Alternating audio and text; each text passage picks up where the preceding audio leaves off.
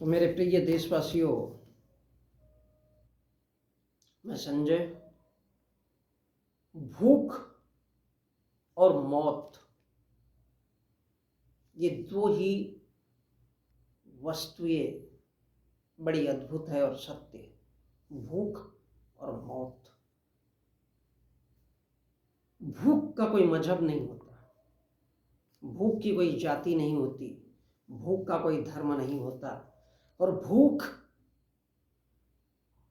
चाहे किसी भी जीव प्राणी, चाहे वो जल थल और भी किसी जगह का हो,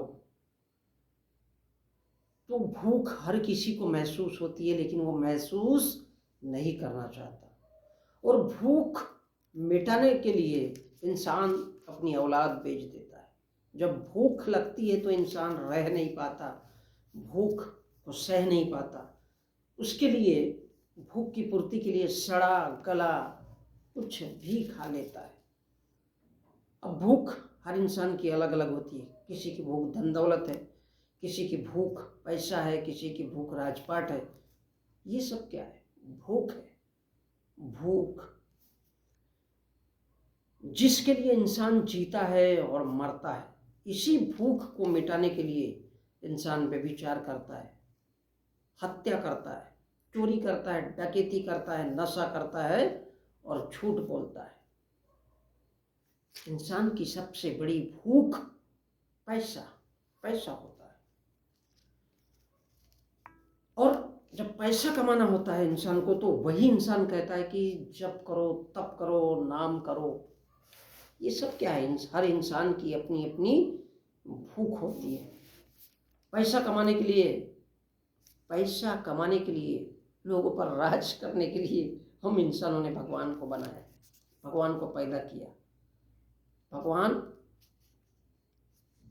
प्रकट किया गया। धन दौलत, पैसा कमाने के लिए, लोगों को मूर्ख बनाने के लिए, लोगों पर राज करने के लिए हमने धर्म भी बनाया और भगवान भी बनाया, अपने स्वार्थ के लिए। स्वार्थ, भूख। हमारी अपनी भूख थी कि हमारे पास बहुत सारा पैसा हो, बहुत सारी धन दौलत हो, इसलिए हमने भगवान बनाया। और भगवान को बनाने के लिए कैसा? तो बोले पत्थरों में जान आती है। तो हम लोगों ने अपनी भूख मिटाने के लिए पैसा, धन दौलत, ये सब तैयार किया।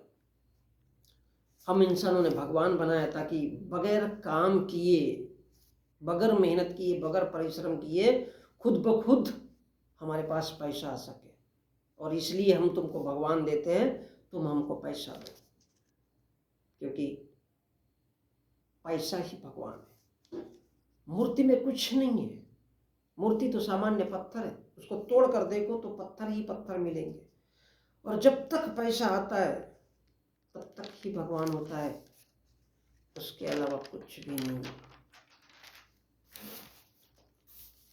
सेक्स, हम अपने शरीर की भूख मिटाने के लिए हम लोगों ने स्त्री का इस्तेमाल किया।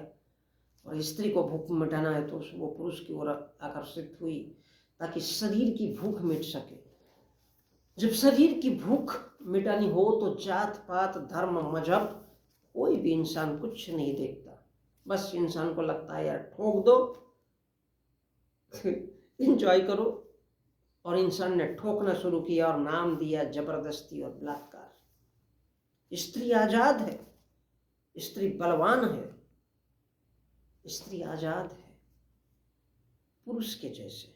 उसके कहने पर कुछ भी बदल सकता है, इसलिए उसकी आज़ादी उससे छीनी गई, उसको गुलाम बनाया, शरीर की भूख बनाया, सेक्स का सामान बनाया और बच्चा पैदा करने की मशीन बनाया।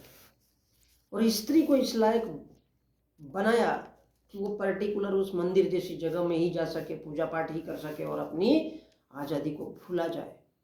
इसलिए वो हवस की शिकार बनकर रह गई। मंदिर, पूजा पाठ, सत्संग, हवन, पूजन, उस जगह वो जा सकती है, लेकिन अपने ऊपर हो रहे अत्याचार, बलात्कार, शोषण के खिलाफ आवाज उठाने के काबिल नहीं है। तब वो स्त्री खुद को अबला कहती है, तबला कहती है, बाजा गाजा कहती है, क्योंकि उसका दिमाग मंदिर मस्जिद भगवान अल्लाह पूजा पाठ में लगा रहे और इस प्रकार वह इंसानों की भूख मिटा सके, जिसे हम सेक्स कहते हैं।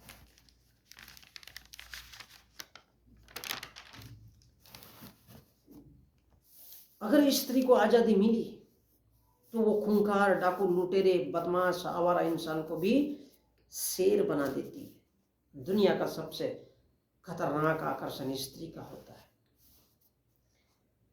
शेर के जैसे राजा महाराजा उसको भिखारी और भिखारी को राजा और शेर बना सकती है। इसलिए स्त्री को गुलाम बनाकर रखा गया, उसे सेक्स में उलझाया गया।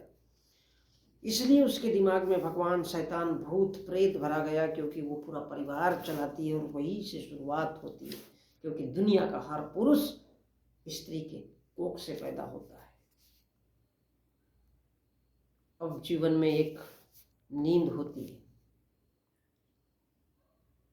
एक कुदरत का तोहफा और इंसानों का स्वभाव। नींद आए तो टूटी खाट और भूख लगे तो बादशाह भोजन, सड़ा तला खा लेता है इंसान भूख मिटाने के लिए।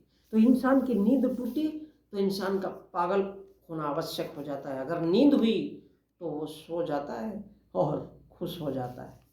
तो कोई नींद से जागता है तो कोई समाज को सुधारता है, कोई धर्म भगवान देकर के लोगों को सुलाता है, गुलाम बनाता है। जिसकी जैसी जरूरत, जिसकी जैसी भूख, वो उसी प्रकार से नींद लेता है या फिर सारा जिंदगी भर कुंभकर्ण के जैसे सोया रहता है।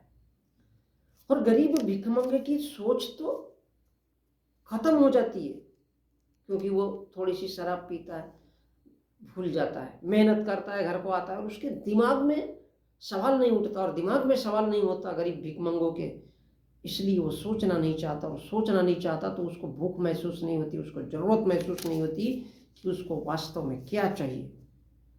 और वही महात्मा अधूरी नींद सोता है और लोगों को जगाते रहता है, बताते रहता है, समझाते रहता है कि ऐसा वैसा कुछ नहीं होता है। और वास्तविकता यह है कि पैसा ही इंसान को अमीर बनाता है। तो जिसकी नींद अधूरी है, जिसकी नींद अधूरी है, वो लोगों को समझाता है कि भाई ऐसा करने से ऐसा होता है, वैसा करने से, वो हमेशा ही लोगों की विपरीत बताता है। और मृत्यु, बंधुओं, मृत्यु का कोई काल नहीं होता, कोई समय नहीं होता कि कब इंसान मर जाए। इंसान चलते चलते भी मर जाता है। कोई एक्सीडेंट से मरता है तो कोई बीमारी से मरता है, तो कोई पैसे की कमी से मरता है और कोई इलाज नहीं होने पर मरता है। तो जिसको पैसा कमाना है वो राक्षस यम बताकर उससे भी पैसा कमा लेता है, भगवान बता करके भी पैसा कमा लेता है। कहने का अर्थ इतना सा है कि दिमाग से अगर पिछवाड़ा धोया जाए तो फिर पानी कम लगता है। और इसलिए हर मनुष्य दिमाग से नहीं सोच सकता, क्योंकि वो शिक्षित नहीं है। और जो दुश्मन को नहीं पहचानता वो इंसान नहीं है। और इसलिए कोई आयु से पूर्व मरता है तो कोई लंबा जी करके मरता है, कोई लंगड़ा लूला होकर के भी 100 साल जी जाता है, तो कोई हट्टा कट्टा होने पर भी केवल 20 साल में मरता है। मौत पर किसी का बस नहीं है। मृत्यु अकाल माना जाता है, उसका कोई समय नहीं है, कब इंसान पे हावी हो जाए और कब इंसान मर जाए मृत्यु को कोई नहीं जानता। और ये जो बताता है, समझाता है, वो सिर्फ पैसा कमाने के लिए बताता है। जो बिना बताए इंसान पर हावी होते हैं, मृत्यु बिना बताए असमय, कब कौन कहा कैसे मरेगा ये कोई नहीं जानता। और भगवान का ज्ञान पेलने वाले ज्योतिष संत सन्यासी धर्माचार्य भी ये सब कुछ नहीं जानते, लेकिन पैसा कमाने के लिए सर्कस दिखाते समाधि के, क्योंकि उनकी भूख पैसा होती है। किसी की भूख स्त्री होगी, किसी की भूख ज्ञान विज्ञान होगी। और इसी प्रकार से कब कौन कैसे कहा क्यों बदल जाए, कि किसकी भूख आज पढ़ाई लिखाई थी, हो सकता है कल उसकी भूख पैसा हो जाए। और किसी की भूख पैसा हो तो कल उसकी भूख ही बदल जाए। ये कोई नहीं जानता। इसी प्रकार मौत कब आएगी ये भी कोई नहीं जानता। किसी की भूख होशियारी दिखाना है, वो नेता बनता है, साधु बनता है, सन्यासी बनता है। यानी किसी की भूख, जिस इंसान की जैसी भूख होगी वो वैसा ही व्यवहार करता है। कौन कब क्या बनेगा कोई नहीं जानता, और कौन कब कैसे मरेगा ये भी कोई नहीं जानता। तो भूख ऐसी चीज है जिसको कौन कब कैसे किस हालात में क्यों किस लिए अपना इरादा बदल कर गरीब से अमीर बने और कोई अमीर से गरीब बने, कोई प्रधानमंत्री बने, कोई नेता बने, उसी प्रकार अकारण मौत भी अंतिम सत्य है कि किस स्थिति में मौत आ जाए। हो सकता है आप सड़क से चल रहे हो, आपकी मौत हो जाए, कोई ट्रक आपको आकर के ठोक दे, ये कोई भी इंसान नहीं जानता है कब कौन कैसा मर जाए। इसलिए कहा जाता है कि ये अकाल है, इसका कोई समय नहीं होता है, किसको कब। और मौत अटल सत्य है, इसी प्रकार भूख भी अटल सत्य है। कब कोई बदमाश लुटेरा था, अगर उसको कोई समझने वाला मिला तो पता नहीं उसका हृदय परिवर्तन कब हो जाए, और वो बदमाश था, लुटेरा था, लोगों की मर्डर करता था, हत्या करता था, वो एक इंसान में परिवर्तित हो जाए। तो ये इंसान की भूख है, किसको कब क्यों कौन छोड़ जाए और कब क्यों कैसे किसी को भूख लगे ये कोई भी नहीं जानता है। और यही अकाल है, यही वो समय है जिसे काल से महाकाल कहा गया है, जिसके बारे में कोई नहीं जानता। ये किसी को पता नहीं होता कि किसकी भूख कौन सी है और कब वह लत में तब्दील हो जाए और कब मौत हावी हो जाए।